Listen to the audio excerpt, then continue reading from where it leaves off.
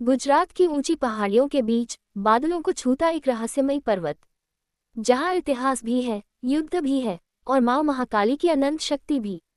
ये सिर्फ एक मंदिर नहीं, ये राजाओं, युद्धों, श्राप, तपस्या और आस्था की जीवित कहानी है। ये कहानी है पावागढ़ शक्तिपीठ और चंपानेर की। पुराणों के अनुसार जब माता सती ने अपने पिता दक्ष के यज्ञ में आत्मदाह किया, तब भगवान शिव माता के शरीर को लेकर तांडव करने लगे। पूरा ब्रह्मांड कांप उठा। तब भगवान विष्णु ने सुदर्शन चक्र चलाया और माता सती के शरीर के टुकड़े धरती पर अलग अलग स्थानों पर गिरे। जहां जहां माता के अंग गिरे, वह स्थान शक्तिपीठ कहलाए। मान्यता है कि पावागढ़ में माता सती का पवित्र अंग गिरा था। इसी कारण यहाँ पावागढ़ महाकाली टेम्पल की स्थापना हुई। पावागढ़ सिर्फ शक्तिपीठ नहीं, यह एक प्राचीन तपभूमि भी माना जाता है। कहा जाता है कि प्राचीन समय में इन पहाड़ियों और जंगलों में कई ऋषि मुनि और साधु तपस्या किया करते थे। ऊंचे पर्वत, घने जंगल और चारों ओर अद्भुत शांति, ये स्थान साधना और ध्यान के लिए बेहद पवित्र माना जाता था। आज भी कई भक्त कहते हैं कि पावागढ़ की हवा में एक अलग दिव्य ऊर्जा महसूस होती है। पावागढ़ महाभारत की कथाओं से भी जुड़ा हुआ माना जाता है। स्थानीय लोगों के अनुसार वनवास के दौरान पांडव यहाँ आए थे।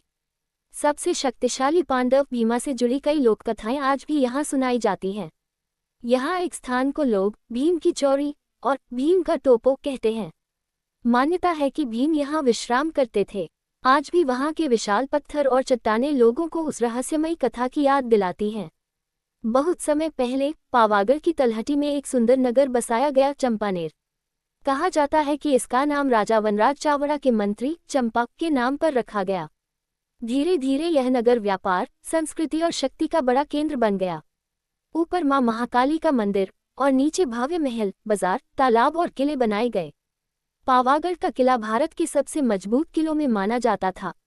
ऊंचे पहाड़, घने जंगल और प्राकृतिक सुरक्षा, दुश्मनों के लिए यहाँ पहुँचना लगभग असंभव था। उस समय यहाँ शासन करते थे राजा पाटे रावल। उनका राज्य बहुत समृद्ध था, लेकिन धीरे धीरे उनमें घमंड बढ़ने लगा। नवरात्रि का समय था, पूरा पावागढ़ गरबा, ढोल और भक्ति में डूबा हुआ था। तभी वहां एक अद्भुत सुंदर आदिवासी कन्या आई। उसके चेहरे पर दिव्य तेज था, लेकिन किसी को नहीं पता था कि वह स्वयं मां महाकाली थी। जब राजा पाताई रावल ने उस कन्या को देखा, तो वह उसके सौंदर्य पर मोहित हो गया। कहा जाता है कि राजा ने मर्यादा भूलकर गलत व्यवहार करने की कोशिश की। अचानक आकाश में काले बादल छा गए, तेज बिजली चमकी, धरती कांप उठी और वह कन्या अपने भयंकर रूप में प्रकट हुई, मां महाकाली। माता ने क्रोधित होकर कहा, अहंकार हमेशा विनाश लाता है। और फिर माता ने राजा को श्राप दिया कि उसका राज्य नष्ट हो जाएगा। कुछ समय बाद गुजरात के सुल्तान महमूद बेगार की नज़र पावागढ़ पर पड़ी। उन्होंने विशाल सेना के साथ पावागढ़ पर हमला कर दिया। ये युद्ध कई महीनों तक चला। किले के अंदर खाने पीने की कमी होने लगी, लेकिन सैनिक आखिरी सांस तक लड़ते रहे। आखिरकार साल 1484 में पावागढ़ का किला टूट गया।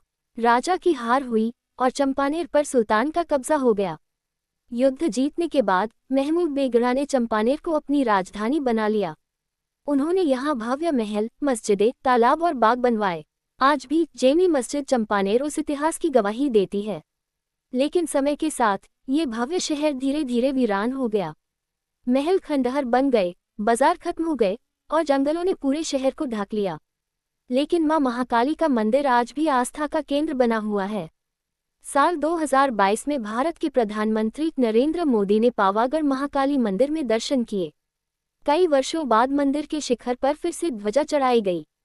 मंदिर और आसपास के क्षेत्र का विकास किया गया, जिससे आज लाखों श्रद्धालुओं के लिए यात्रा आसान हो गई। राजा मिट गए, साम्राज्य खत्म हो गए, महल खंडहर बन गए, लेकिन मां महाकाली की शक्ति आज भी अमर है। पावागढ़ सिर्फ एक मंदिर नहीं, यह इतिहास, तपस्या, युद्ध और आस्था की पहचान है।